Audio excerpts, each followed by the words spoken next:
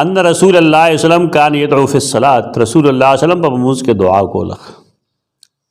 موږ کې چې دعاګانې کوي نه کې لاس پورته کول نه، البته د وتر دعا کې لاس پورته کول شته ده احادیثو کې. او هدايه کې بیا لیکري چې کله دعا طویل وي نو لاس ته پورته کولی شي، دعای طویل چې په کې لاس پورته کولی شي. د متقدمینو کې دا مذهبي رواداري وه، دلته کې خو دا تنګ نظري ډېر راغلی چې دا شافعیانو مذهب دی، پلانکو مذهب دی، پلانکو مذهب دی. متقدمین هغې نظر کې دی کې وسعت وه. خبره صرف دا وه چې لاس د پورته کړل نو آیا په مخ راښکل ثابت دي که نه دي ثابت؟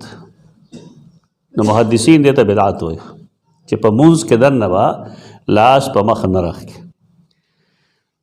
زمونږ ملګري رال نه هغې ته څه جوړ کړل، دعا لاس پورته کې نه بیا په مخ راښکل دي بدعت دی، مونځ نه بار که دننه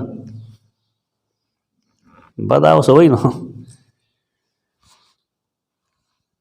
لاس په مخ راښکل ثابت دي، البته مونځ کې دننه نه دي ثابت.